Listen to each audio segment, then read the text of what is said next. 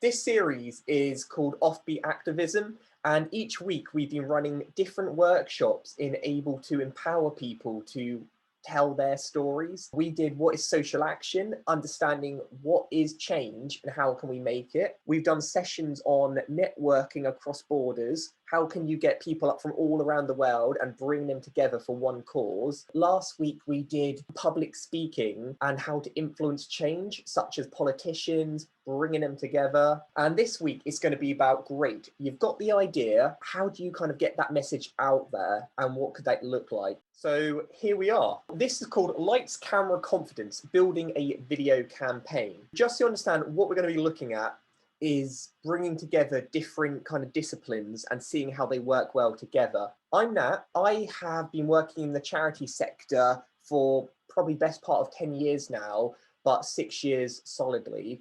And I've worked in organizations such as Prince's Trust. I've been trustee for Be Inspired. I'm a trustee for Dyspraxic Me. I also work at a social enterprise that supports people who have neurodiversity, as well as volunteering around the world, Nicaragua, Tanzania, Ghana. As well as that, my background is in video production. So I've worked in media agencies such as BBC, Channel 4, at the Olympic. When I can, I like to bring those two skills together. It used to be very much on TV and film, but nowadays it's all about YouTube. So I've been doing a lot of freelancing for YouTube, Media Trust, and hopefully today I'll be able to share some of these skills with you. And if you do want to get involved in any of these projects, stay in touch. Always got things where you can get involved in. That's me. What exactly are we going to be learning today so we can get our expectations right? First of all, what are the fundamentals of creating a digital video? I'm not looking for Steven Spielberg here, just some really basic tips in order to get your message across. You don't need anything special, just a mobile phone. That's good enough to create engaging content, assuming you follow some really simple rules. What makes a good social action video? There's so many times where just because you've got a great cause doesn't mean you're going to have a great video. I think all of us are, we're sick to death now of watching like Oxfam videos where, everybody hurts and there's like people crying. No one wants that anymore. So what can we do to make videos that are modern, up to date, isn't pulling on the sympathy and actually pulling on the strengths of giving? Learn how to maximize using our phone. You really don't need money to become a video maker. First of all, I want you to pinpoint or say what is the sustainable development goal that you most care about. And for those of you who do not know, the Sustainable Development Goals are 17 goals that were created by the United Nations that the world needs to tackle by, I think, is it 2030? And these are things from no poverty, zero hunger, quality education. And though all of these are really important, it's very much a thing to not be a jack of all trades. Pick one that you're passionate about and let that be your kind of North Star. So at the moment, I can see we've got 2 on education, 2 on good health, we've got climate action, gender and equality, life on land. And a lot of people would always ask, which one is the most important? And the truth is, we can't achieve a good standard of living for all without all of them. We need to have countries working together in order to make life better below the ocean, or for sanitation or hunger. A really good example of this is that with the COVID-19 vaccine, yes, it's great that the UK is getting vaccinated all over, but if we don't vaccinate the rest of the world, then mutations can kind of pop up and eventually they come back to the countries that have been vaccinated, and then it's redundant. We need to work together in order to solve these global issues. Kat says she's part of the neurodiverse community, not sure of the number. Well, I suppose that would come down to quality education. A lot of these do overlap, and those are big goals. So those are things that we need to tackle to solve some of the world's toughest issues. Now I want to ask you, what are the local causes you care about? A local cause could be racism, it could be knife crime, it could be sexism in the workplace, it could be championing about diabetes, it could be about public transport, any homelessness, anything which is personal and local to you. These big causes like global warming are great, but they are massive. So break it apart and think, what is the individual thing? Maybe it's about reducing plastic waste. Reducing inequality is a perfect one for neurodiversity. So we've got homelessness, racism, autism awareness, poverty, disability inequality, supporting autism, sexual harassment, trauma, marginalized groups, Black Lives Matter, mental health and community, all identity-based injustices. So these are really great. I mean, for me, I've championed a lot about mental health, about different ways of thinking. It's got to be something which resonates with you, because that is going to be the most powerful thing. One thing that you'll realize from today's webinar is passion is the most important thing, and then it comes technical ability. It's the first step to lead others, being human behind, food justice, reducing food waste, education about sustainable diets. I like that a lot. Immigration stresses, perfect. So a big wide range of like people who have views all across the spectrum. And these will be really important later down the line. So now for some pro tips. A lot of the things, I think the difficulty is confidence. And we're going to be tackling a few of those now. First of all, to show you that I know what I'm on about to some extent, here's a campaign video that I've created for me. And this was around creating an academy for people with dyslexia and different ways of thinking. And I needed to raise a few £1,000s in order to make this a reality. This is just one example. It might not be the best example, but it shows you what they can look like. I'm Nat, and I'm raising money to get myself to Colorado, USA, to study entrepreneurship. I'm trying to achieve a state-of-the-art academy made for people for dyslexia and autism and dyslexia and ADHD to witness their true potential. I'm 27, I'm a social entrepreneur, I'm dyslexic, autistic, and a little bit dyspraxic. So, yay me. My entire life, I have found it difficult thinking differently and not really understanding it, not really seeing it as a positive. But thankfully, I've had amazing support, people believing in me, knowing I can achieve whatever I want. But this isn't the case for everyone. There's so many people whose potential are set lower than they should be. Neurodiversity is the way that the brain thinks. It's how we all have it, but certain individuals think in particular ways, such as people with dyslexia, people with autism, people with dyspraxia, ADHD, and among others. The downside is there's a lot of discrimination. You know you're different from other people, but you can't really place it. You struggle to have the vocabulary to really express the way that your mind works. It doesn't have to be a disability. It can actually be your advantage. It can be your unique selling point if you have the right tools and community behind you. It is estimated that 700,000 people in the UK have autism, and 6.3 million people have dyslexia. That's approximately 1 in 10 people. Normally when you go into a job, so you kind of hope that employers, HR, they get it, they understand. But the truth is, they really do not.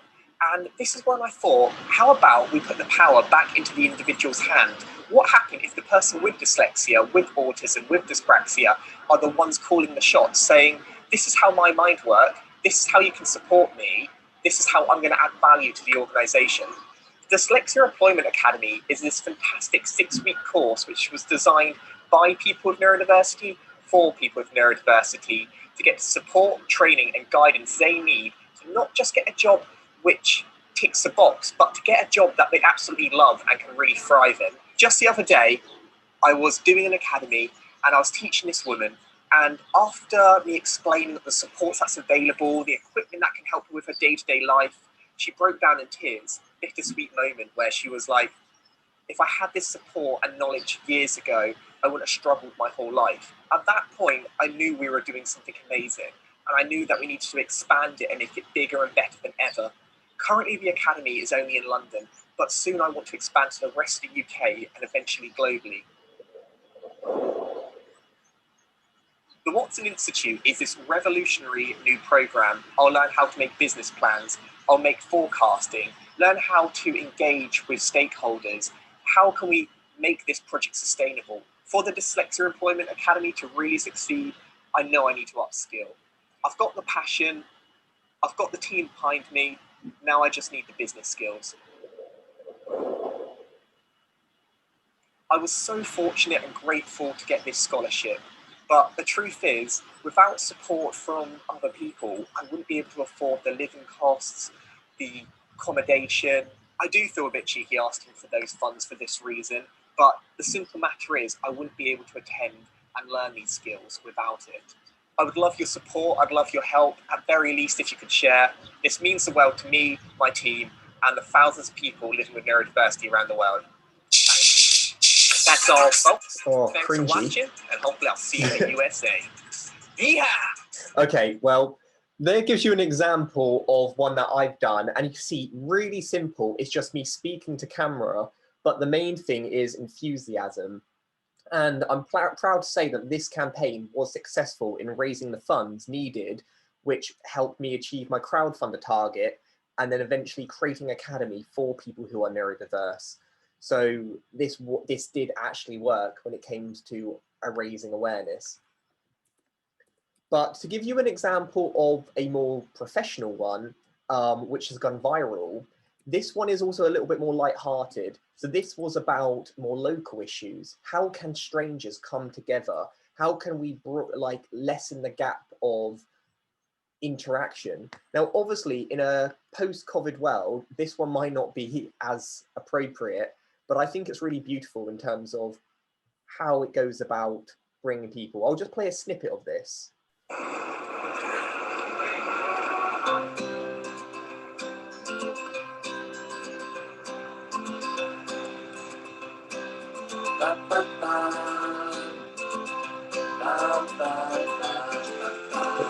This one's a great example for those who do not like being on camera, because this is just filming other people. Hi! I'm Jade. I'm Nikki. Hi. I have never ever been in a ball pit before. What? You've never been in the ball pit? No, never. You gotta go. No, I've seen them, but I've never been in one. You know, I remember these ball pits, like kids grew up in them. Yeah. Yeah. All right, so let's see. Okay, this is a good one. Share 3 things on your bucket list. The First one is to go skydiving. I want to go skydiving. Have you ever had those dreams where you're just like floating and you're flying and everything? Scuba diving is just exactly that. Don't you get afraid of drowning or being underwater or getting attacked by an octopus or any of those things? I want to learn curling. What is it? Like that Winter Olympic sport. Oh, all right, where you slide the Yeah, and then it's like bowling and sweeping. Find one thing you have in common. Do you play sports? Not currently. I play soccer, so. Soccer. Yeah. Alright. Actually, I play the drums. Do you play any instruments? So I just wanted to show you a little snippet of that, but that's a really nice example of how a social action campaign doesn't have to be about solving poverty. It can be something just about getting rid of loneliness, bringing people together.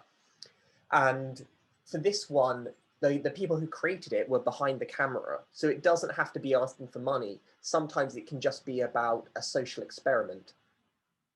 I'm going to be sharing a few more as we go along, but I find them really inspirational, and hopefully you can ideas can pop in your head. And if you do them correctly, they can become viral. But just to set expectations, you can't make something viral. Viral is something which is very organic. It either happens or it doesn't, but you can definitely increase the likelihood by making it more shareable. But how do we write the script? Now, scripts are really important. In the video that you saw of my one, it might look, I don't know how much it looked, but it looked like I was just speaking from the heart. And I was, but it was also incredibly well scripted. And that is essential. So on your phones, what I want you to do is put in order how you might structure your video. So for instance, what goes first, what goes second, third, and then fourth. And there isn't an exact correct answer, but there is like a typical formula which works pretty well. And there's a nice picture of David Attenborough because he uses a very particular formula. He kind of introduces it and then he kind of transitions into beautiful imagery. Okay. Oh, we got the results are in. So introduction and cause makes sense. Then why is it important? Perfect. How to get involved? Call to action. Okay. And all of these are really essential. First of all, the introduction needs to be spot on. It's the most important part of the whole video. This is when people will either tune off or stay engaged for the entire video. Why is it important? Well, it's great that you've managed to catch someone's attention, but why is it relevant to them? Not the world, but to them. Any video campaign you make has to be ridiculously personal. It has to connect with the individual. When you see charity videos online on TV, they're not trying to make you want to solve world hunger. They want you to feel bad for being well off. But what you need to try and think is, how can I create a video which creates a level of empathy, which makes you feel part of something bigger than yourself? So it's all very much you orientated. Next is you've got call to action. What this means essentially is, what are you asking the audience? Have you just asked them to watch a nice little video and give it a thumbs up? No. Maybe you're asking for funds. Maybe you're asking for solidarity. Maybe you want them to start picking up the litter and putting it in the bin. Make whatever you want them to do really, really obvious and also easy. And last of all, how to get involved. You've managed to like dip their feet in the water, but great, you've donated £1 or $1. What can we do beyond that? Can you join a network, a union, a support group? Maybe you're part of Friends of the Earth, Greenpeace, whatever works for you. If you make sure you have these 4 points, even if you've made a very small video on your phone, it's going to have the necessary things to influence and create change. Okay, thanks, Mr. Attenborough. And here is a quick example of a well-scripted social change video. So when you're watching this, you'll notice that not much happens in it. It's just a person talking to camera, but the way they've worded it is really smart and it makes you think and it has lots of context. And again, it's not a very deep one. It's very much like top level. I think we all need a pep talk.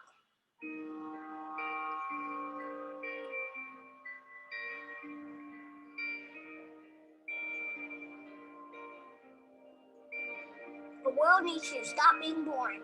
Yeah, you. Boring is easy. Everybody can be boring, but you're gooder than that. Life is not a game, people. Life isn't a cereal either. Well, it is a cereal. And if life is a game, are we on the same team?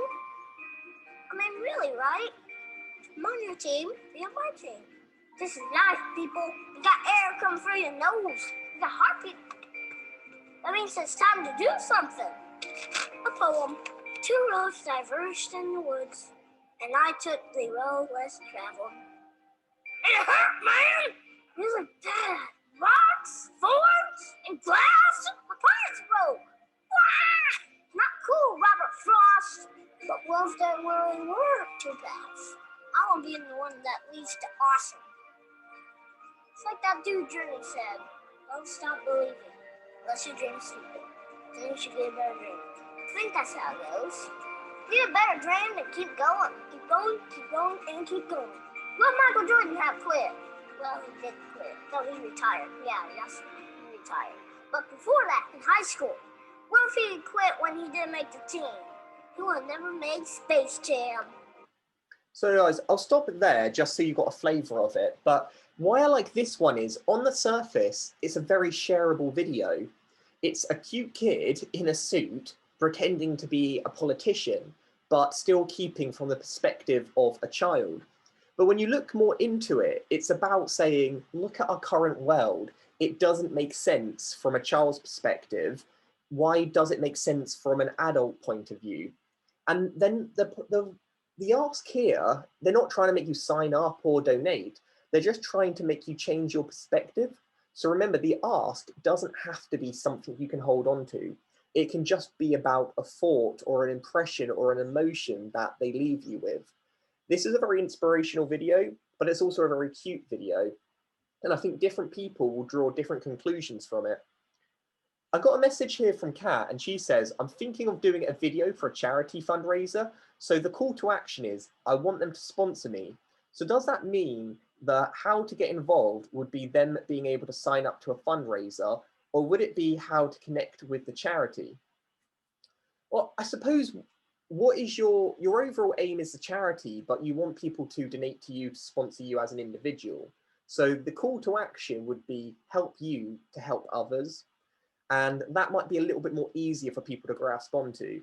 If you said to someone, I'm raising money to clean up the local park, they'd happily give you a few pounds. If you said, I want you to come clean up the park with me, you'd probably get less people. So you normally start off with the easy ask and then give them an additional ask if they take up interest on it.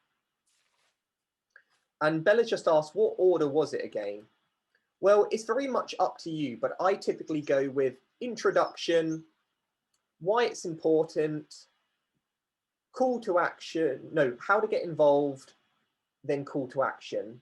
If you follow kind of those points, you'll be able to make a really nice 1-2 minute video. For the purpose of what a lot of you are doing, I would recommend keep your video short. A minute is more than enough to grab people's attention, to change minds, and to kickstart next steps. Now, I guess a lot of you are here today because, great, you want to make a video, you want to make change, but one, you might not know how to, or you might not feel confident. So on this, you can just rate or slide where you feel and where you are on the scale. How are you with writing scripts? Do you avoid it? Have you never tried it? Or are you an absolute pro at recording videos? Are you more of a on-camera kind of person or behind the camera? Okay, this will be really interesting, actually. Because a lot of the time, we always think we need to do absolutely everything. I don't know if any of you recognize the person on the left-hand side, but that's Michael Moore. And he creates a lot of very powerful, very controversial documentaries in the US, normally about the political system or food or environment. But he is a do-it-yourself guy. He produces, he directs, he writes, he films a lot of it. But you do not have to do absolutely everything yourself. Writing the script, recording the video, being on camera, editing, you can either do one and get other people to support you, or like we saw with that bounce that ball video where people were getting communications, you didn't see the person who created it in the video at all. But it's nice to see that we've got quite a broad range of skills here. A good website that I've been using a lot lately is called Fiverr, and that's where you can pay people a very reasonable price to help you write scripts. So that can solve that issue. When it comes to recording the video, you can use your mobile phone, which I'm sure a lot of you already know how to use. Being on camera, well, practice makes perfect, but also, do you have to be on camera? Could it be an animation? Could it be a slideshow? Could it be a voiceover? And when it comes to editing, you can also edit on your phone, which I'll be going into a bit more detail later. You really do not have to be a professional in order to create some good content. Oh, Zoe has shared it in the chat, thank you. Now for the fun bit, presenting on camera. How do you make people care?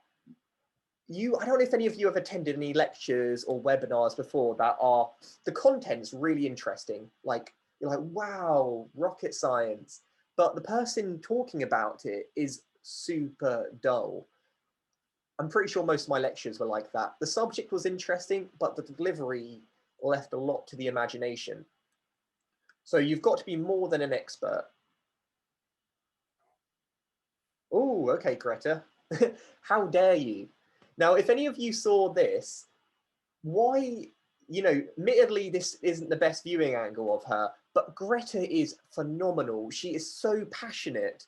When she talks, you are captivated. You are really like mesmerized by what she does. You kind of feel her pain. And that's all you need to do. If someone can see your emotions, those emotions translate and kind of go to them. It's a bit like, when you yawn, someone else yawns, or when you smile at someone, they smile. As human beings, we're really good at like translating emotions. So you can provoke an emotion in someone just by showing it. But I think a good rule of thumb is that being on camera kind of dilutes the message, so you kind of have to up it. If you're normally like a 5 in terms of passion, go up to an 8. It might seem a little bit over the top, but trust me, on video, it will translate a lot better. Okay, H has said, is there any way to get help with animations instead of recording the message? Yes, there's lots of really good websites which can help you create animations, like whiteboard animations, really easy. So you can kind of give them like a line, they'll automate them. Another one, like I said, is Fiverr. Type in whiteboard animation, and there's lots of websites which can help you create them. There's also more like cartoony ones. Ah, Bola has says doodly. Thank you for that. That's really helpful. Kat said, as an autistic, when you can't read the emotions, how do you know you're putting it out right? That's a really good question, Kat. And what I would say to that is, once I've recorded something, I let someone else watch it. And rather than watching the video, I watch them. And if they're kind of like, see how they respond. Are they like totally entranced? Are they kind of like looking around? Do they get distracted?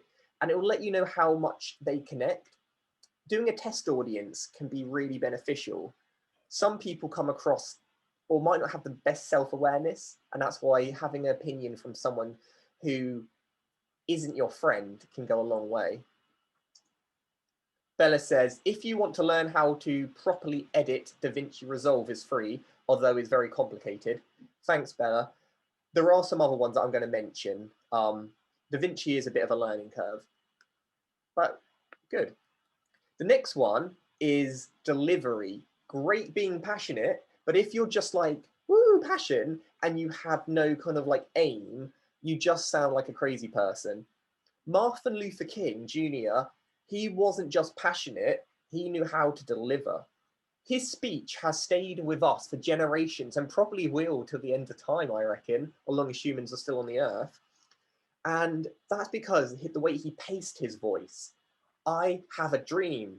He said it slowly. He said it deep from his gut. I have a dream. I have a dream. He used repetition.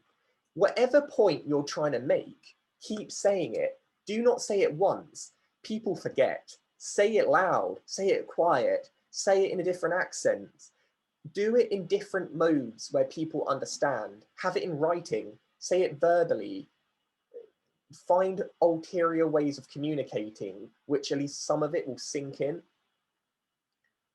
I think when I was creating like my little video, yes, it was only a few minutes long, but I probably had like an hour, a few hours worth of footage because I just did it again and again and again until the delivery was exactly right.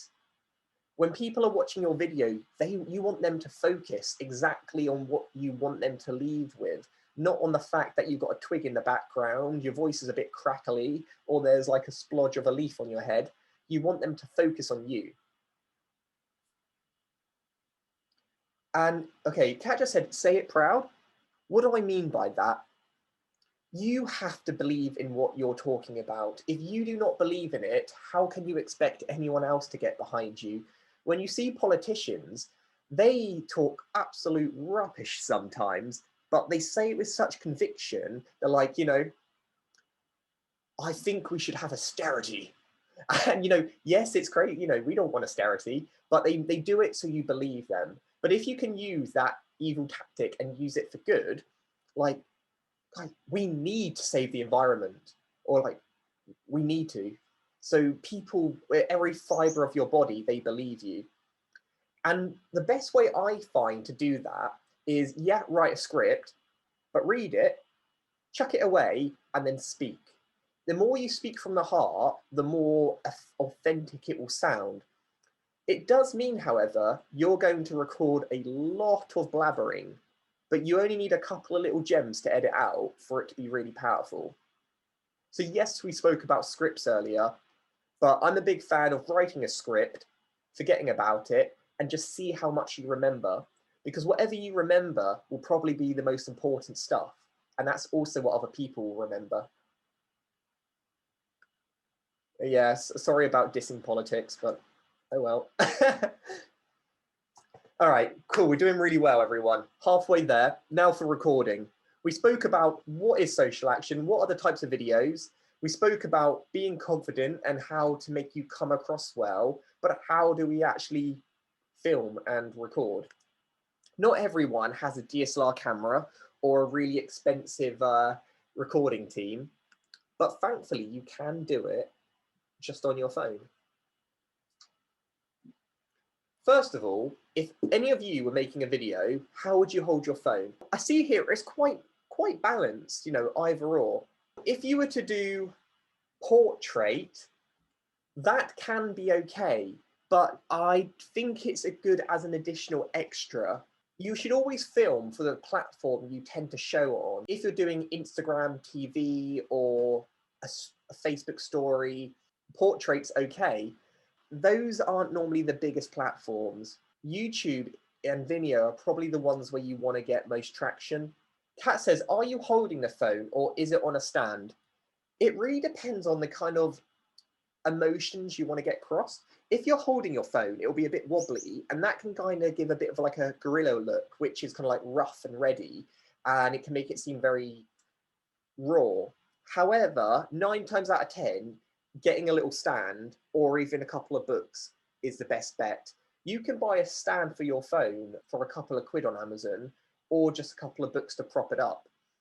I like to use a tripod though, because say if you're filming for a long time, you want the camera to stay in place, particularly if you're doing lots of jump cuts, otherwise it can look a bit jarring. Focus. Focus can mean a lot of different things to a lot of people, and it's often something which is overlooked when it comes to filming on your smartphone.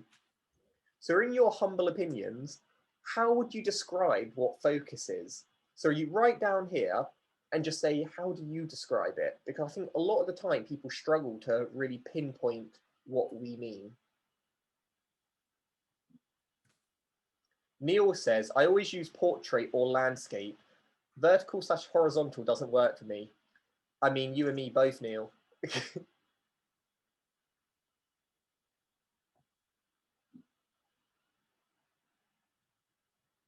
Okay, just to confirm, horizontal is best. So your phone like that.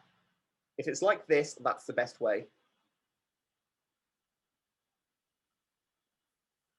And your eyes, try to always look at the camera lens as well. So look at that thing there, not the screen, because otherwise your eyes become a little bit cross-eyed. Now here we've got good vision, clear image, clarity, zoom in and zoom out, eye-catching where the camera is not blurry, sharpness. And you're all right. It's just about what's in focus. So have you ever filmed and the background's been blurry, or the camera does this thing where it goes like sharp, blurry? And that's because your phone has an inbuilt autofocus, and that can be not great when you're kind of recording and you can't always see your phone. So if you're recording on your own. So I want you all to now, if you're able to, on your phone, if you go onto camera mode, and when you're kind of like pointing at someone, if you kind of push your phone down like this image shows for a second, on an iPhone, it will say AF/AE lock, or an Android, it will just be a circle or a square. And what you're doing there is you're telling your phone, this is what I want you to focus on. Stay locked on this. And as long as your phone stays static, so it's not moving, it's going to be fine. If, however, you're moving around, you're going to have to keep refocusing. So Kat says, put something near the lens, then you can look at rather than the actual lens. That's a good idea as well, because it can be very tempting to keep looking back at your face. So I think any tips to look into the camera lens? I always missed out on that part when self-recording. The best tip I have is I record using, rather than do it this way so I can see myself, I have the camera facing this way so I actually can't look at myself, and that way there's nothing to distract me. That's the way that I found most beneficial. Or if I was filming the other way around, I'd put a sticky note on the screen, and that normally keeps my focus in order. Amber said, If you're recording a person, if they stick out their tongue, it makes most cameras focus on them. It's weird, but it worked on every camera I've ever used for interviews. Do you know what, Amber? I've never heard of that, and I'm 100% going to try that. Who knows why? Well, I've learned something as well today. Next bit is lighting. So what can we do to make sure we have the best lighting possible, particularly if our phone isn't the best in low light conditions?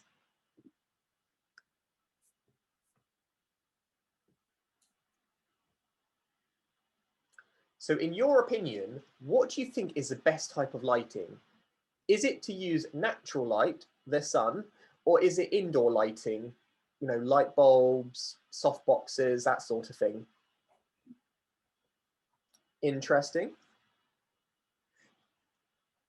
I would say it's up to you depending on the type of look that you want to create, but outdoor light is ideal.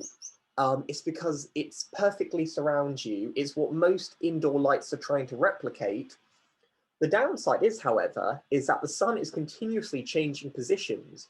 So rather than just thinking, all right, now would be a good time to film my campaign, pick the time carefully. And this brings me on to the next point. What is the best time to record? Is it midday? Is it 2 p.m., 7 p.m., 11 p.m.? Because the sun is always changing, when could you get the best lighting which can really make you look the most aesthetically pleasing? And I can see here on your phones, you can just put what time you think will be the best. And it's quite broad at the moment. Now, a lot of people always assume it's midday.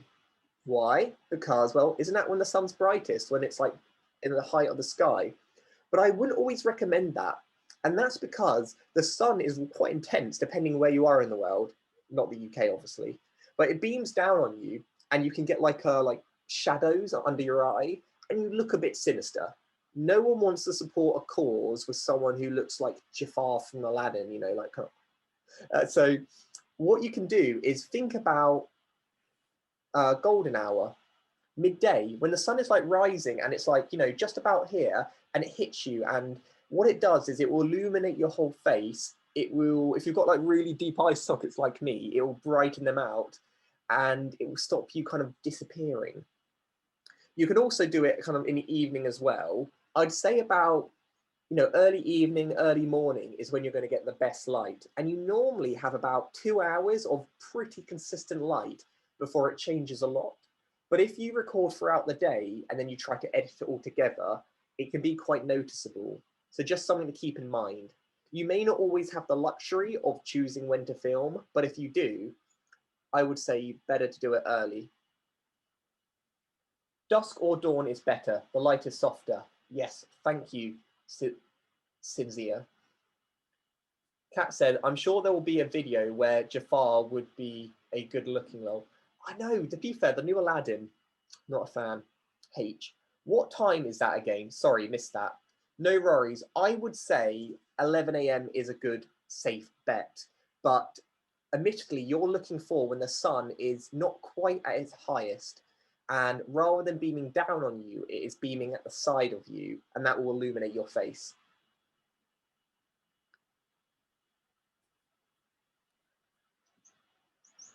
Now, why did this image come out bad? So many times people record such terrible photos or videos, and the most simplest reason can change it. The lights behind them. Yes, like that. So behind brilliant sunshine, lighting position. This is the most simplest thing you can do that makes one of the biggest impacts. And the reason why is that the way that cameras work, so you've got a lens and you've got a sensor. Light goes into the lens and it's looking for the brightest subject to focus on. Now, if you are, say, stood or sat and there's a window behind you, that window has more light. So the camera is going to be drawing information from the background, resulting in you being a silhouette. So all you need to do is before you start filming, think, where is the light facing me? Can I look at the window and have the camera? So for instance, say my window's there, rather than doing what I'm doing now, which admittedly I'm going against my own rules, and you see that's all like really bright, I would face the window and film this way. And that way, my face will be really nicely lit. If you forget, if you're on selfie mode, just place your phone against the window, and that way you'll 100% get it right every time, because it can be easy to forget. But thankfully, it looks like a lot of you have got this right. There's nothing wrong in telling someone who you are recording to politely move to a different position. Sometimes we can be quite passive, but you have to be quite authoritative when creating short videos. People will respect you in the long run. Sound.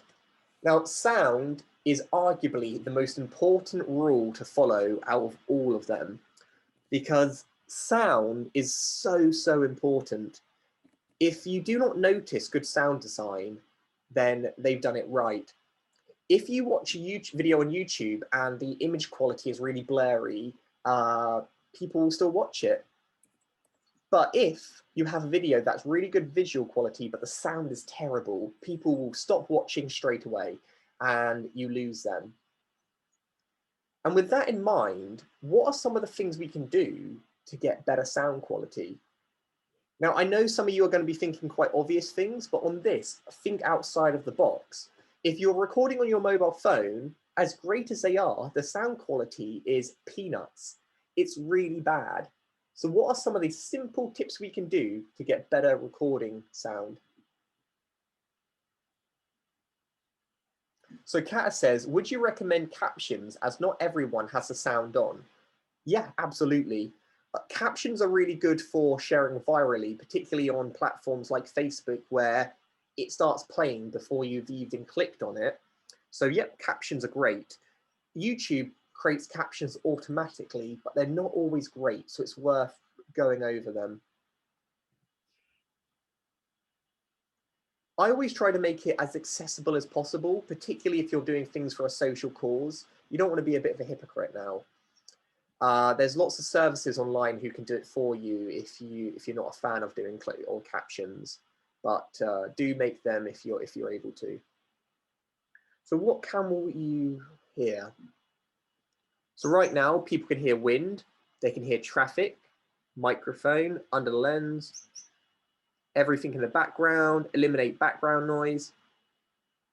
I realize I asked two separate questions here, but the reason why is our ears are fantastic. They hear sound, and the sound they do not want to hear or they deem useless, they ignore. And what does that mean? Well, you know, there's like in the kitchen, you got that like hum, or the electric, or the wind. That is continuously around us, but we do not hear it. And that's because our brains choose to kind of like turn that frequency off. But when it comes to our phones, they're not that smart. They will listen to everything. So you might be recording a video and you might assume that, oh, it's quiet out, but it's not. So what you can do to resolve this is do a sound test. Record for a few, like 30 seconds, play back, and then listen. What can you hear? Are there things you can do to minimize? Can you shut all the doors, close the windows, turn the fan off temporarily? These things are small, but they make a big difference. And if you hear a helicopter or an aeroplane go over your head and it's not that loud, trust me, it's going to be really loud on your phone. And this is why you can use like additional mics. You can use like your hand to kind of cup it to make sure the wind doesn't blow into it. Okay, well, Zadok says his ears doesn't do that. Sorry. I think they do a better job than you'd realize, but if you do have ASD, then you are more hyper aware and hyper focused on those areas. But that's a subject for another day. So this is the part where I'm asking for top tips on how to get better sound quality. What can we do? Are there any really simple things in order to get better sound out of our phone? Because remember, bad sound is probably one of the worst mistakes you can do when creating a video that you actually want people to watch.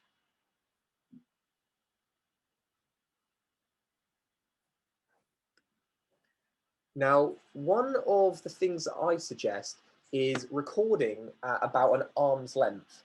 If it's further than an arm's length away, then the sound quality on a phone tends to be really bad. If it's too close, however, it does a thing called peaking. That's when the sound's too high and you lose data. So about an arm's distance is a really good distance, even if someone else is holding the phone, to get the best sound quality without an additional mic. A lot of you have said use your microphone. Unfortunately, a lot of us never have microphones on us when we need them. Whoever said project your voice, I like that one a lot. It's not shouting, it's just projecting, talking extra clear with a little bit more volume. Maybe use multiple mics and choose the clearer one. Yes. If you're shooting with a friend, I sometimes record on 2 phones, one just for audio for a backup. Talk to headphones, audio, quiet space. Yes. Just find a quiet space. And if there's someone talking in the background, say, excuse me, do you mind? You know, there's nothing wrong. Your video will last a lot longer than their conversation. Danielle has said, I have a lapel mic. Lapel mics are great. They can be quite expensive, but if you can afford one, they're the ones that kind of clip onto your like shirt there. They are really good. I got a really good one for about £50, but even for £5, you can buy a bit of a dodgy one. But if there's one thing you do not want to skimp costs on, it's probably sound equipment. It will become the most useful. Amber says, we used to get someone to stand on the side of the wind with a coat. I like that. Whew, okay, we are doing well, guys, but we have a lot going on. Visual hotspots. Where does your eyes look first? Oh, the doors rang. I bet it's Amazon. Always Amazon. Now, on here, where does your eye automatically focus? So you put a little pin where your eyes are zooming in on, and then the second pin goes where your eye looks next. And this is called composition. So think about when you're setting up a shot, are there things that the eye will be drawn to? If it's not what you want people to look at, change it. It's called like rule of thirds. So if you see on this image, this person is positioned to like 1/3 of the screen, and the other side is negative space. This makes it more aesthetically pleasing for the viewer, but it also helps draw the person's eye to them. I would say where this woman's face is, that would probably be the visual hotspot. This is where you want the camera to go. The second bit of information would be the sign. And then the negative space would be the background. You don't want the image to be too busy, but you do want the image to be captivating. So keep that in mind. Danielle says, Rode mics are pretty sturdy and reputable. Yeah, Rode mics are great. If you don't have a recording studio available, recording a voiceover under a duvet helps. Nice one, Claire. That's a really good idea. The thing about what I love about filmmaking is that absolutely anyone can do it. Yeah, money can help, but it's not necessary. Being creative is some of the best type of filmmaking around. You'd be surprised if you saw how they made Star Wars. George Lucas was using all sorts of like paper clips and everything. Background.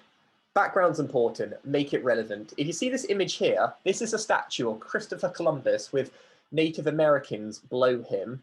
I can imagine how you can see this as controversial. So there was this person doing a protest about getting rid of this statue, and he did a whole campaign around it. But rather than doing it in his bedroom, he did it where the statue is. Bella says, wasn't the lightsaber sound by hitting a bridge?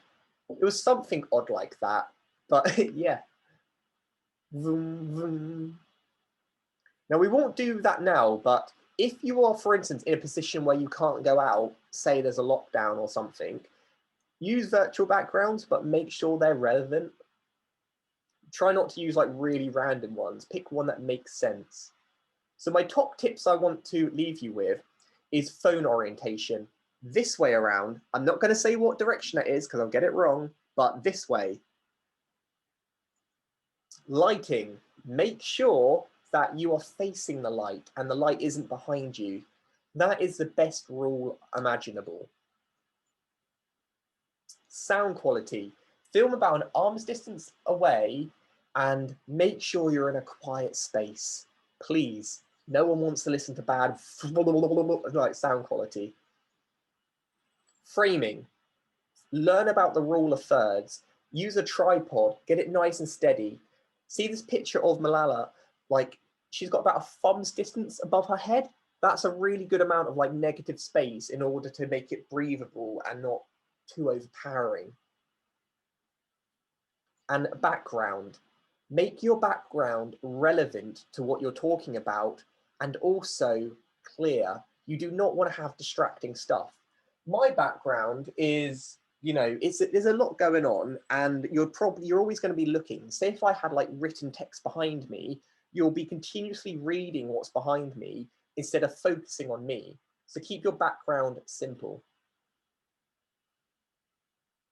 Video editing. Now we mentioned video editing. Have any of you ever done editing before? And if so, what? Bella says, but if you're on Zoom and you'll face your side light to the wall, it makes you look better than if the light is directly on you. Yeah, sometimes putting a light behind the screen can help, but really you kind of got to play around. Felicity has said Wondershare, Filmora is good. Microsoft Movie Maker is what I used to use, to be fair. We've all used it. And most of you have never edited. If that is the case, I recommend starting off with a mobile editing platform. Power Director is really good for Android phones. iMovie is good for iPhones, but Adobe Rush, that's the RU logo there, that one is on both platforms and it's really good because if you learn to use it well, it also links up to Premiere Pro if you ever want to expand and start using more professional software.